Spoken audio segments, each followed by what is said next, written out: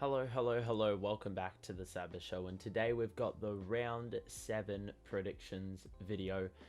We had some good games last week, we had some blowouts last week. I mean, that's what you get in the AFL, but regardless, let's dive into this week's predictions. First and foremost, we've got West Coast and Richmond taking on one another in Perth. West Coast, I mean, I knew they were bad, but I didn't think they could be this bad. I mean, losing to the team that hadn't won a game all season by 85 points or whatever it was, that is just unbelievable. And West Coast can no longer use the excuse of, oh well, we've lost all our players, because they got a lot of them back. There probably will still be a few coming in: Oscar Allen, Andrew Gaff,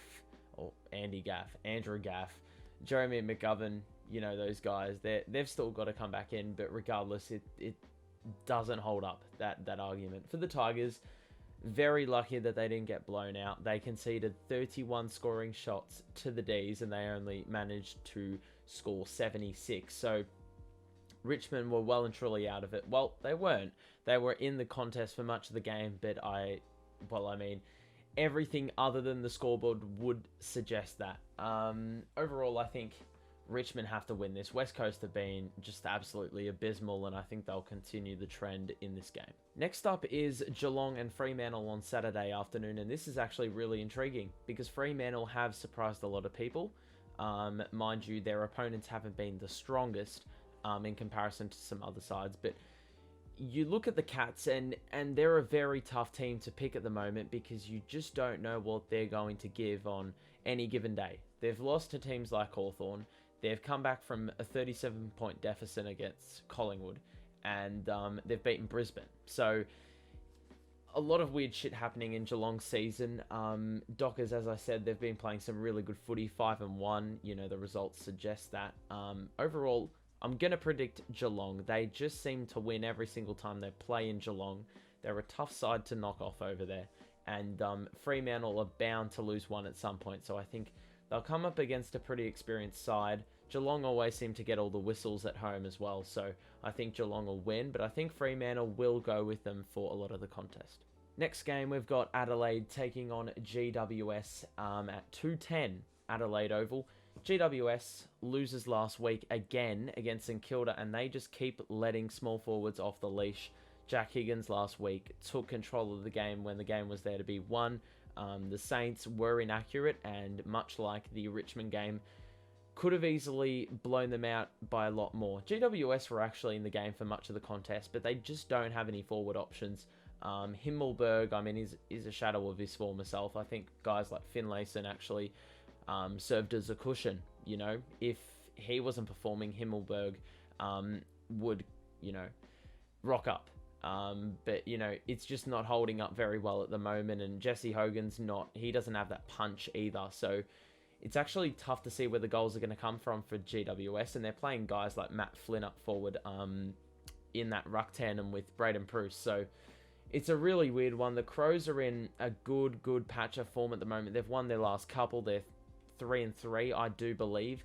Taylor Walker has absolutely rejuvenated that forward line, so really good stuff. And I think the Bulldogs were pretty inaccurate last week, so they did get let off the hook in that regard. But at the same time, you know, going to Mars Stadium, it's a very tough ground to master because of those gusty winds and stuff. And they probably didn't, you know, capitalize or, you know, adjust to it as well as they probably wanted to, but they still picked up the 4 points, even if it was by the most slender of margins. So Adelaide to win. As I said, they've been in some really good form. GWS just can't buy one at the moment. I wouldn't be surprised if they pick up the points. The Crows, their confidence is sky high right now, and they've gotten a few plays back in recent weeks. So I think they're going to solidify on that really good form and pick up the points here at home. D's take on the Hawks at the G, and I think the D's are pretty unstoppable at the moment. As we said earlier, they kicked 9 goals 22 in comparison to 8 goals 4. Clayton Oliver was unbelievable. Maxi Gawn hit the scoreboard again, 2 goals, I do believe. And their forward line's just really functioning well at the moment. I mean, everywhere on the ground, you know, each player is performing, and it's just translated over to this season from last season. The Hawks absolutely capitulated on the weekend against Sydney. They started extremely well, and then they conceded the last 50 points of the game and lost by about 7 goals. So the scoreboard is pretty harsh on them. Lost some valuable percentage in that as well. But I think that was probably a true demonstration of their experience in that side. You know, they've probably not solved the code with regards to closing out games and whatnot. They're still trying to piece 4 quarters together. Yeah, and there's going to be vulnerability in that side. Even if you have a lot of experience, you know, there's a lot more young players and they outnumber the old. So, look, Demons to win. Hawthorn could honestly show anything on any given day. I actually think they could have another really fast start here. Dylan Moore is a proven first-time goal scorer, and he's played some really good footy this season. But I think the D's, they've just got weapons all over the ground, so they'll win this one. At night, St Kilda taking on Port Adelaide, and St Kilda are sky high on confidence at the moment. I mean, they're just getting it done at the moment. Midfielders are contributing. Forward line is contributing. They're getting it from a number of avenues. Absolute tragedy, though, that your boy Jack Hayes went down. Had a very good start to the season. SSP pick. Went down with an ACL. That's really unfortunate. And it's going to be interesting to see who comes in to replace him, given Paddy Ryder has been on the side for a few weeks. So you'd expect him to come back. But obviously that forward line hole is going to be there. But, I mean, their small forwards are firing it at the moment. Jack Higgins, as I said, is probably the most notable. He's been on fire. So he's been a gun. Josh Battle has been a very, very useful swingman, utility, whatever you want to say. He's played all over the joint. Port Adelaide picked up their first win of the season, and it was done in convincing fashion. Charlie Dixon's coming back. Things are looking on the rise for Port. Connor Rosie picked up the medal last week, and he had 31 touches. That was probably his best game in a long time, because, mind you, he's been missing in a lot of games. This is an interesting one to pick. It's in Queensland. Could get some tropical weather up there. St Kilda home game. Last time they played here, I believe they choked a game against Adelaide. Look, I think St Kilda are going to win this. King possibly going to be a huge indicator of whether St Kilda win this game, especially if it's wet conditions. If you can take a few key marks contested, it's going to be extremely valuable. And without Dixon, that's going to be a problem for Port. So, look, St Kilda to win. My take on why they're going to win is probably really invalid, but regardless, I will pick St Kilda. Carlton North Melbourne next at Marvel Stadium. Carlton lost to Freo. We don't talk about them that much because I already did that. North Melbourne lost to Geelong, and they got utterly humiliated and at Hobart. So in front of the home crowd, or that crowd in Tasmania, were pretty abysmal. And they have been pretty much all year. A lot of the games have been blowouts. They've had a couple competitive ones. But look, Carlton are renowned to have North as one of their bogey opponents. So I would not be surprised if North decide to wake up on this evening and Nick Larkey kicks like 7 goals or some bullshit. But look, Carlton have to bounce back. Pitnet is out. That's a big loss. And we saw what his presence does to the Carlton Footy Club. It really transforms them. So big problems there, but look, I think Carlton are going to win this. Goldie could have a lot of enjoyment playing in the ruck, given he's playing on a pretty inexperienced TDK. So he has been exposed in previous weeks when he's been solo ruck, and it could happen again, but Carlton will win. Sunday games, we've got Collingwood and Gold Coast. Gold Coast, I just keep forgetting about them. They lost to Brisbane in what was a game that probably didn't get a lot of publicity, given it was 2 Queensland sides. Collingwood beat Essendon in the Anzac Day clash. Jack Ginnivan kicked 5 goals, basically pissing off Kane Corns because he had to own up to his mistake and give Ginnivan some props. The Pies, Myercheck was a big inclusion as well.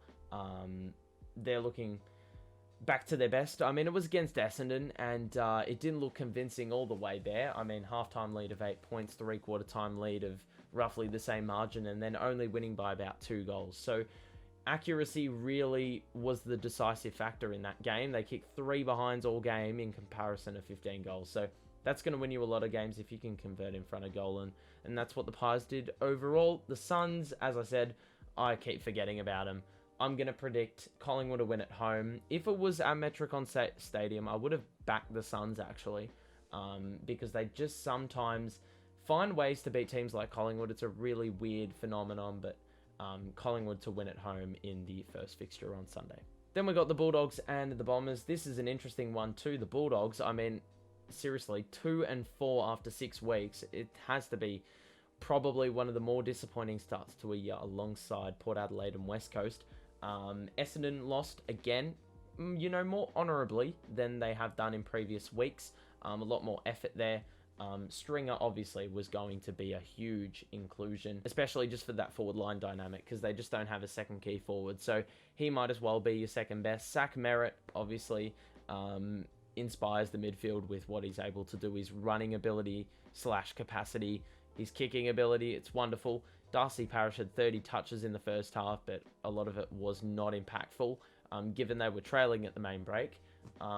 Bulldogs, as I said, should have won last week, were kicking inaccurately, had their opportunities, blew it, and some players went missing in the big moments. So it's a tough one to pick. Bulldogs probably have to win this one. Essendon, I just can't see them winning a game at the moment. I can't see them getting that forward line production that they desperately need, and their back line looks really shaky as well, given, as we've said in previous weeks, they just don't have designated defenders in their backline, apart from maybe Jake Kelly, which I would not trust at all. So, Bulldogs to win, the big boys to bounce back, Bailey Smith, McRae, Bontempelli, they're all going to get involved, and they're going to win this one pretty well. Last game of the round, Sydney-Brisbane. This is a cracker. It's at the SEG, 4:40. This is a tough one to pick, because if it was at the Gabba, I would probably be swayed towards the Lions, given their dominance over there. But this one's at Sydney, and as much as I do back the Swans to win at home, Brisbane seem to find ways against some good opposition. Mind you, last time they played away, they played Geelong, and they lost. So it may just be a little bit of a curse. But the Swans, as I said last week, they had a very character-filled performance, They needed that win. Very poor start. Callum Mills had probably, on Supercoach, he had a fucking phenomenal game. He scored 214 points. But actual game impact, he had that as well. He brought them back into the game. He was leading the charge. Buddy kicked a few goals, got on the scoreboard, kicked a few behinds as well. Ben Ronk was missing for like 3 years, and now he's come back and kicked a few snags on the weekend, which was so key in that final quarter burst. Nick Blakey and McInerney off halfback. I mean, that's so promising. And then that midfield, they've got that luxury of playing Josh Kennedy as their medi sub, and him coming on and racking up possessions. I mean, what a luxury to have. You get rid of someone because they've gotten injured, and you can just bring in some dude with like 280 games of experience. I mean, it's unreal.